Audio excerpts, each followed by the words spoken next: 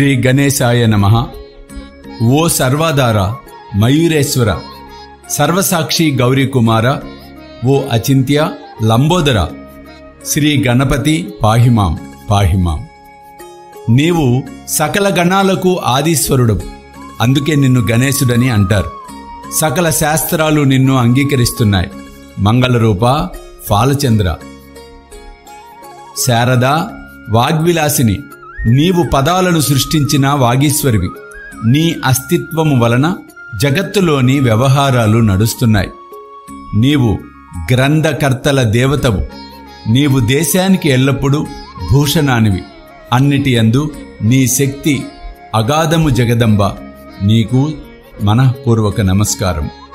ఓ పరబ్రహ్మ, సాధు సజ్జన ప్రియ, ఓ సగుణ రూప, పండరీనాథ, కృపాసాగర, పరమదయామయ, పాండురంగ, నరహరి.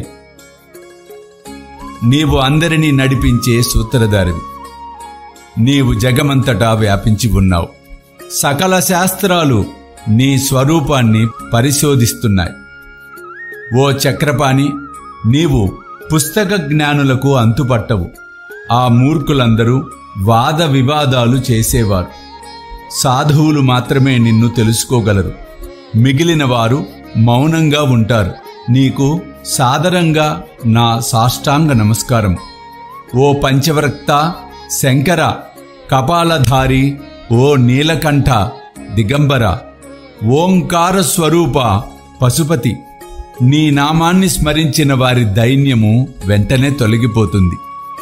ధూర్జటి, నీ నామము యొక్క మహిమ ఇటువంటిది. నీ చరణాలకు వందనము చేసి నేను ఈ స్తోత్రాన్ని రచిస్తున్నాను.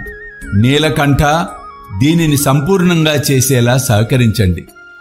ఇప్పుడు అత్రిసుతునకు, ఆది నారాయణునకు, తుకారామునకు, అనేక సత్పురుషులకు మరియు భక్తులందరికీ నమస్కారం. జయ జయ సాయినాథ, పతిత పావన, పరమదయాలు, మీ చరణములందు శిరస్సు ఉంచుతున్నాను. అభయాన్ని అనుగ్రహించండి. మీరు సుఖానికి నిలయమైన పరబ్రహ్మ పురుషోత్తముడైన విష్ణుమూర్తి మీరే. అర్ధనారీశ్వరుడు, మదనాంతకుడు కూడా మీరే. మానవ శరీరాన్ని ధరించిన పరమేశ్వరులు మీరు. జ్ఞానాకాశంలోని భాస్కరులు, దయాసాగరులు మీరు. భవరోగానికి సూచన మీరు. హీనులకు, దీనులకు చింతామణి, భక్తులకు పవిత్ర గంగాజలం మీరు. ప్రపంచంలో మునిగిపోయే వారిని తరింపచేసే నౌక, భయభీతులకు ఆశ్రయం మీరు. జగత్తుకు కారణం, దయాగణ, నిర్మల చైతన్యమైన ఈ సృష్టి విలాసమంతా మీదే. మీరు జన్మరహితులు, మీకు మృత్యువు లేదు. బాగా పరిశోధిస్తే చివరకు ఇదే అవగతమవుతుంది. జనన మరణాలు రెండు అజ్ఞానం వలన కలుగుతాయి. మహారాజా, మీరు రెంటికి అలిప్తంగా ఉంటారు. నీరు ఒకచోట ఊటలా ప్రకటమైంది. అయితే అది అక్కడే పుట్టి పైకి వచ్చిందా? అది ఆది నుండి అక్కడ పూర్ణంగా నిండి ఉండి లోపలి నుండి వచ్చిందా? అంతే. ఒక లోతు గుంతలో నీరు ఊరితే దానిని బావి అని పిలుస్తాం. నీరు లేకపోతే అది ఒక గుంత మాత్రమే. నీరు గుంటలో ఊరటం లేదా ఎండటం, ఇది నీటికి అసలు పట్టదు. నీటికి, నీటి గుంతకు అసలు ఏ విలువ ఇవ్వదు. అయినా నీరు నిండుగా ఉన్నప్పుడు గుంతకు మాత్రం గర్వం. అలా నీరు బాగా ఇంకిపోగానే దైన్యావస్థను పొందుతుంది. ఈ మానవ శరీరం నిజంగా గుంత వంటిది. ఇందులో శుద్ధ చైతన్యం, నిర్మలమైన నీరు. గుంతలు అసంఖ్యాకంగా ఉన్నా నీరు అన్నింటిలో ఒక్కటే. దయామయ, జనన మరణాలకు అతీతమైన మీరు అజ్ఞానమనే పర్వతాన్ని ఛేదించడానికి వజ్రాయుధం కావాలి. భూమిపై నేటి వరకు అనేక గుండాలు వెలిశాయి, ఇప్పుడు ఉన్నాయి, ఇక ముందు ఉంటాయి. ఆయా ప్రత్యేకమైన గుండానికి విశేషమైన నామరూపాలు ఉంటాయి. వాని ద్వారానే గుర్తించగలం. అయితే చైతన్యాన్ని నీవు, నేను అని అనటం ఉచితం కాదు. ఎందుకంటే చైతన్యంలో ద్వైతం లేదు కనుక. పైగా చైతన్యం జగమంతటా వ్యాపించి ఉంటుంది. అటువంటప్పుడు నీవు నేను అను భావన అక్కడ ఎలా సంభవం? మేఘాలలోని నీరు అంతటా ఒకేలా ఉంటుంది. భూమిపై పడగానే ఆ నీటికి అనేక భేదాలు కలుగుతాయి. గోదావరిలో పడిన నీటిని గోదావరి అంటాం. బావిలో పడిన నీటికి నదీ జలానికి ఉన్న పవిత్రత లేదు. గోదావరి సత్పురుషుల వల్లే పవిత్రం. మీరు అందులోని నీరు, మేము అక్కడ ఉన్న వాపి కూప తటాకాలము. అదే మీకు మాకు భేదం. మీరు పవిత్రులు, మేము కృతార్థులవ్వటానికి చేతులు జోడించుకొని ఎల్లప్పుడూ మీ వద్దకు శరణాగతులై రావాలి. గోదావరి జలానికి పాత్రతను బట్టి పవిత్రత వచ్చింది. నీరు వేరే ఎక్కడైనా ఒకటే. గోదావరి జలాలు ప్రవహించే ఆ భూస్థలం పవిత్రమని అక్కడి భూమి యొక్క గుణాలు బట్టి ఇది నిర్ణయించబడింది. మేఘ గర్భంలోని నీటిని ఏ ప్రదేశంలో ఏ మార్పు చేయదో అదే భూభాగాన్ని గోదావరి అని శాస్త్రవేత్తలన్నారు. ఇతర ప్రదేశాలలో పడిన నీరు ఆయా ప్రదేశాల గుణాలను గ్రహిస్తుంది. మొదట్లో మధురంగా ఉన్న నీరు ఆయా ప్రదేశాలలోని ప్రభావం వలన అనారోగ్యంగా, ఉప్పుగా, వగరుగా మారుతుంది. గురువరా, మీ పట్ల కూడా అట్లే కామక్రోధాది అరిషడ్వికారాల మాలిన్యాలు లేని పవిత్ర శరీరానికి సత్పురుషులనే నామము శోభిస్తుంది. అందుచేత సత్పురుషులు గోదావరి అని నేనంటాను. సకల జీవులలో మీ యోగ్యతే శ్రేష్టమైనది. జగత్తు ఆరంభమైనప్పటి నుండి గోదావరి ఉంది. నీరు కూడా ఏ లోపం లేకుండా ఈనాటి వరకు పరిపూర్ణంగా ఉన్నది. శ్రీరాముడు గోదావరి తీరానికి వచ్చినప్పుడు నదిలో ఉన్న నీరు ఇప్పటిదాకా ఉంటుందా? నీరు ఉన్న స్థలం మాత్రం మిగిలింది. నీరు సాగరంలో కలిసిపోతుంది. అయినా నీరు ఉన్న స్థలము యొక్క పవిత్రత నేటి వరకు స్థిరంగా ఉంది. ప్రతి సంవత్సరము పాత నీరు పోయి క్రొత్త నీరు వస్తూనే ఉంటుంది. మీ పట్ల కూడా ఇదే న్యాయం. ఒక శతాబ్దంలోనిదే సంవత్సరం. ఆ శతాబ్దంలోని సత్పురుషులు నీటి ప్రవాహం వంటివారు. సాధువులు ఆ నీటిపైన అలల వంటివారు. ఈ పవిత్ర గోదావరి వద్దకు ప్రథమ శతాబ్దంలో సనత్ సనకనందనాదులు వచ్చారు. తరువాత నారద, తుంబుర, ధ్రువ, ప్రహ్లాద, బలి మొదలగు రాజులు, శబరి, అంగదుడు, హనుమంతుడు, విదురుడు, గోపికలు వచ్చారు. ఇలా ఈనాటి వరకు ప్రతి శతాబ్దంలోనూ పుష్కలంగా వచ్చారు. వారిని వర్ణించడానికి నేను అశక్తుణ్ణి.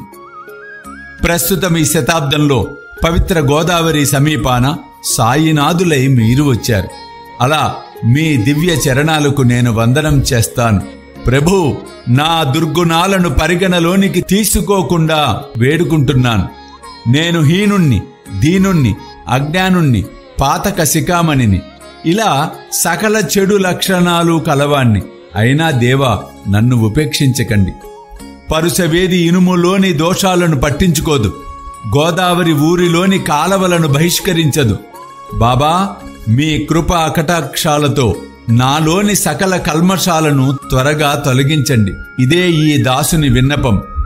పరుసవేది సాంగత్యంలో ఇనుము బంగారం కాకపోతే ఆ లోపము పరుసవేదిది. మీరు పరుసవేది. నాలో పరివర్తన రాకపోతే ఈ లోపం మీపైన ఆపాదించకూడదు. ఆ అప్రతిష్ట మీకు రాకూడదు. కనుక నన్ను పాపిగా ఉంచకండి. పిల్లలు ఎల్లప్పుడూ తప్పులు చేస్తూ ఉంటారు, కానీ తల్లి కోపించుకోదు. దీనిని దృష్టిలో ఉంచుకొని బాబా, నన్ను అనుగ్రహించండి. ఓ సద్గురు సాయినాథ, మీరే మా కల్పతరువు. భవసాగరాన్ని తరింపచేసే నౌక నిశ్చయంగా మీరే. మీరు కామధేనువు, చింతామణి. మీరు జ్ఞానాకాశంలోని భాస్కరులు, సద్గుణాల గని, స్వర్గానికి సోపానం. ఓ పరమపావన, పుణ్యమూర్తి, శాంతస్వరూప, ఆనందఘన, ఓ చిస్వరూప, పరిపూర్ణ, ఓ భేదరహిత, జ్ఞానసింధు, ఓ విజ్ఞానమూర్తి, పురుషోత్తమ, క్షమ శాంతులకు నిలయమా, ఓ భక్తజనుల విశ్రామధామమా, నన్ను అనుగ్రహించండి. మీరే మహాత్ములైన జాలందర్, మీరే నివృత్తినాథ్ జ్ఞానేశ్వరులు, కబీరు, షేక్ మహమ్మదు, ఏకనాథులు మీరే. మీరే బోధలా, సావతామాలి, సమర్థ రామదాసు మీరే. సాయినాథ మీరే తుకారాముడు, మీరే సకారాముడు, మీరే మాణిక్య ప్రభు. ఈ మీ అవతారాల లక్ష్యం అనూహ్యం. మీరు మీ జాతిని గూర్చి ఎవరికీ తెలియపరచలేదు. మీరు బ్రాహ్మణులని కొందరు, యవనులని కొందరంటారు. మీరు శ్రీకృష్ణుని వలె లీలలను ప్రదర్శించారు. శ్రీకృష్ణుని ప్రజలు పలు రకాలుగా అన్నారు. కొందరు ఎదుకుల భూషణుడని అన్నారు, కొందరు పశువుల కాపరి అని అన్నారు. సుకుమార బాలుడని యశోద అన్నది, మహాకాలుడని కంసుడన్నాడు, ప్రేమమయుడని ఉద్ధవుడంటే జ్ఞానశ్రేష్ఠుడని అర్జునుడన్నాడు. ఆ విధంగా గురుదేవా, ప్రజలు మిమ్మల్ని వారి మనసులకు తోచినట్లు భావిస్తున్నారు. మీ నివాస స్థానం మసీదు. మీ చెవులు కుట్టి ఉండేవి. మీరు పాటించిన మహమ్మదీయుల నైవేద్య పద్ధతులను చూచి ప్రజలు మిమ్ములను ముసల్మాను అని తలిచారు. కానీ దయాగణ, మీ అగ్ని ఆరాధనను గని మీరు హిందూ అని మా మనసులకు నిశ్చయమైనది.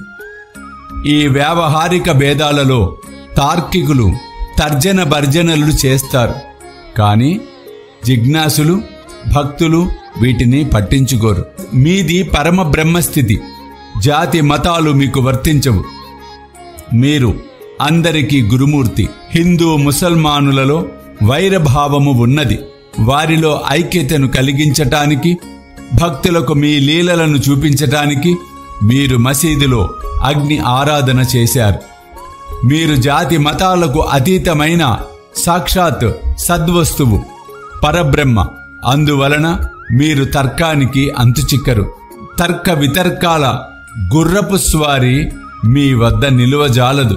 అటువంటప్పుడు నా మాటలు నిలువగలవా?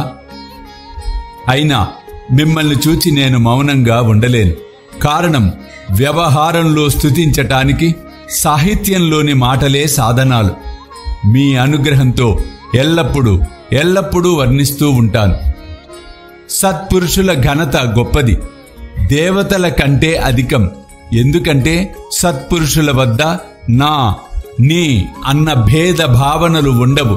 హిరణ్యకశిపుడు, రావణుడు దేవుణ్ణి ద్వేషించుట వలన వధింపబడ్డారు. అలా సత్పురుషుల చేతిలో వధింపబడిన వారు ఒక్కరైనా లేరే? గోపీచందు జాలంధరుని పెంటకుప్పలో పాతిపెట్టినప్పుడు ఆ మహాత్మునికి దుఃఖము కలగలేదు సరికదా? పైపెచ్చు ఆ రాజును ఉద్ధరించి చిరంజీవిగా మార్చాడు. ఇటువంటి సత్పురుషుల మహిమలను ఎంతని వర్ణించగలను? సత్పురుషులు సూర్యనారాయణుని వంటివారు. వారి కృప జ్ఞాన ప్రకాశం. వారు చల్లటి సుఖాన్నిచ్చే చంద్రుని వంటివారు. వారి కరుణ వెన్నెల వెలుగు. సత్పురుషులు కస్తూరి వంటివారు. వారి కృప పరిమళం వంటిది. సత్పురుషులు చెరుకు రసం వంటివారు. వారి కృప మధురం. సత్పురుషులు దుష్టుల పట్ల, శిష్టుల పట్ల సమాన దృష్టిని కలిగి ఉంటారు. అంతేకాదు, పాపుల పట్ల వారికి ప్రీతి ఎక్కువ. గోదావరి జలంలో శుభ్రపరచటానికి మలిన వస్త్రాలే వస్తాయి. శుభ్రమైన బట్టలు గోదావరికి దూరంగా పెట్టెలో ఉంటాయి. పెట్టెలోని బట్టలు కూడా ఒకప్పుడు శుభ్రపరచటానికి గోదావరికి వచ్చినవే. ఇక్కడ ఆ పెట్టే వైకుంఠము, మీరు గోదావరి. శ్రద్ధ స్నానఘట్టము, జీవాత్మలే వస్త్రాలు. వాటి మాలిన్యం షట్ వికారాలు. మీ పాద దర్శనమే గోదావరి స్నానం.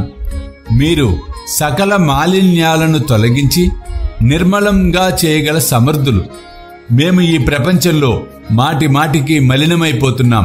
అందువలన సత్పురుషుల సందర్శనం అవసరం. గోదావరిలో నీరు పుష్కలంగా ఉండి ఆ నీటిని శుభ్రపరచటానికి తెచ్చిన మలిన వస్త్రాలు శుభ్రం కాకుండా అక్కడి స్నానఘట్టాలపై ఉండిపోతే అది గోదావరికి అప్రతిష్ట కదా. మీరు చల్లటి నీడనిచ్చే వృక్షము. మేము తాపత్రయాలనే తీవ్ర ఎండ బాధకు మాడిపోతున్న బాటసారులం. ఓ గురువర్య, కరుణామయ, మమ్ము ఈ తాపత్రయాల నుండి రక్షించండి. చల్లటి నీడ వంటి మీ కృప లోకోత్తరమైనది. నీడ కోసం ఒక వృక్షం క్రింద కూర్చున్నప్పుడు పైనుండి ఎండవేడి తగులుతుంటే ఆ వృక్షాన్ని నీడనిచ్చే చెట్టు అని ఎవరన్నా అంటారా? మీ కృప లేకుండా ఈ ప్రపంచంలో బాగుపడటం జరగదు. ధర్మ సంస్థాపన కొరకు అర్జునునికి శ్రీకృష్ణుడు శకునిగా లభించాడు. సుగ్రీవుని కృపతో విభీషణునికి శ్రీరామ ప్రభు లభించాడు. సత్పురుషుల వలననే భగవంతునికి ఘనత. వేదశాస్త్రాలు వర్ణించలేని నిరాకార నిర్గుణ పరబ్రహ్మను సగుణ సాకార రూపంలో భూమిపైకి అవతరింపచేసినది సత్పురుషులే. రుక్మిణీ వల్లభుడైన వైకుంఠపతియగు శ్రీకృష్ణుని దామాజీ మాలవానిగా చేశాడు. చోకోబా జగన్నాథునితో పశువుల శవాలను మోయించాడు. సత్పురుషుల మహిమలను ఎరిగి శ్రీహరి సక్కుబాయి ఇంట నీళ్లు మోశాడు. నిజంగా సత్పురుషులు సచ్చిదానంద పరమాత్మను శాసించగలరు. ఇంకా ఎక్కువగా చెప్పవలసిన అవసరం లేదు. ఓ సద్గురు సాయినాథ, షిరిడి గ్రామ నివాస, మీరే మా తల్లి తండ్రి. బాబా, మీ లీలలు నిజంగా ఎవరికి అంతుపట్టవు. అటువంటప్పుడు పామరుణ్ణైన నా వాక్కు మీ లీలలను వర్ణించగలవా? జడుల వంటి జీవులను ఉద్ధరించటానికి మీరు షిరిడి వచ్చారు. ప్రమిదలలో నీరు పోసి దీపాలను వెలిగించారు. మూరెడు వెడల్పు గల చెక్క పలకను మంచంలా పైన చూరుకు వ్రేలాడగట్టి దానిపై శయనించి భక్తులకు మీ యోగశక్తిని తెలియచేశారు. మీరు అనేకులకు సంతానాన్ని అనుగ్రహించారు. విభూతిని ప్రసాదించి అనేక రోగాలను పోగొట్టారు. ఐహిక కష్టాలను తొలగించటం మీకు అశక్యం కాదు. గజరాజుకు చీమ బరువా? గురుదేవా, దీనులను కరుణించండి. మీ చరణాలకు శరణుజొచ్చిన నన్ను వెనుకకు నెట్టివేయకండి. మీరు మహారాజులకు మహారాజు, కుబేరులకు కుబేరులు, వైద్యులకే వైద్యులు. నిశ్చయంగా మీకంటే శ్రేష్ఠులెవరూ లేరు. ఇతర దేవతల పూజలకు విశేషమైన పూజా సామగ్రి, పూజా విధానం అవసరం. కానీ మీ పూజకు జగత్తులో విశిష్టమైన వస్తువేదీ లేదు. సూర్యుని ఇంటిలో దీపావళి పండుగ వచ్చినట్లయితే ఏ ద్రవ్యాలతో ఈ పండుగను జరుపుకుంటారు? సాగరం యొక్క దప్పికను తీర్చటానికి ఈ భూమిపై నీరు లేదు. అగ్నిని రగల్చటానికి నిప్పు ఎక్కడి నుండి తేవాలి? గురుదేవా, శ్రీ సాయి సమర్థ, పూజ చేసే వస్తువులన్నీ ఆది నుండి మీ ఆత్మ యొక్క అంశాలు. ఈ మాటలన్నీ తత్వదృష్టితో ఊరికే చెప్పటమే గాని పరమాత్మ తత్వం ఇంకా పట్టుబడలేదు. అందువల్ల అనుభవ జ్ఞానము లేకుండా చెప్పే మాటలు నిరర్ధకం. మీ పూజను వ్యావహారికంగా చేయటానికైనా నాకు సామర్థ్యము లేదు. అందువలన గురుదేవా, అనేక కల్పనలతో మీ పూజ చేస్తాను. దయామయ, ఈ దాసుని యొక్క పూజను స్వీకరించండి. ఇక ప్రేమాశ్రువులతో మీ చరణాలను ప్రక్షాళన చేస్తాను. సద్భక్తి అనే చందనాన్ని రాస్తాను. శబ్దాలంకారాల కఫినిని సమర్పిస్తాను. ప్రేమ భావాల సుమమాలను మీ కంఠానికి అలంకరిస్తాను. నా దుర్గుణాలను ధూపంగా దహించి వేస్తాను. అవి చెడు ద్రవ్యాలే అయినా వాని నుండి చెడు వాసనలు రావటం లేదు. ధూప ద్రవ్యాలను సద్గురువు వద్ద కాక ఇతరత్రా ఎక్కడ కాల్చినా ఆ ధూప ద్రవ్యాల నుండి వెలువడే వాసనలు అలాగే ఉంటాయి. ధూప ద్రవ్యాలు అగ్నిని తాకగానే తక్షణం వాని సువాసనలు వెలువడతాయి. మీ వద్ద వ్యతిరేకంగా జరుగుతుంది. మాలిన్యాలు అగ్నిలో కాలిపోయి సద్గుణాల పరిమళం ప్రపంచానికి తెలిసేలా మిగిలి ఉంటుంది. గంగా జలంలోని మురికి పోగానే నీరు నిర్మలమవటం సహజం. మనసులోని మాలిన్యం పోయి మనసు నిర్మలమవుతుంది. గురుదేవా, నేను మాయా మోహాలనే దీపాలను వెలిగిస్తాను. దాని వలన వైరాగ్య ప్రభలను లాభంగా పొందేలా అనుగ్రహించండి. మీరు ఆసీనులవ్వటానికి శుద్ధమైన శ్రద్ధ అంటే సింహాసనాన్ని అర్పిస్తాను. విరాజమానులై భక్తి అనే నైవేద్యాన్ని స్వీకరించండి. ఆ భక్తి అనే నైవేద్యాన్ని మీరు స్వీకరించి భక్తి రసాన్ని నాకు ఇవ్వండి. ఎందుకంటే నేను మీ బిడ్డను. కనుక మీ బోధామృత రసాన్ని పానము చేసే అధికారము నాకు ఉన్నది. నా మనసును మీకు దక్షిణగా సమర్పించుకుంటున్నాను. దానివలన నాకు ఎటువంటి కర్తృత్వ భావము ఉండదు. ఇక ప్రార్థనాపూర్వక సాష్టాంగ దండ ప్రణామాలను చేస్తాను. స్వీకరించండి. పుణ్యశ్లోక సాయినాథ. ఓం శాంతి శాంతి శాంతి. సర్వం శ్రీ సాయినాథార్పణమస్తు.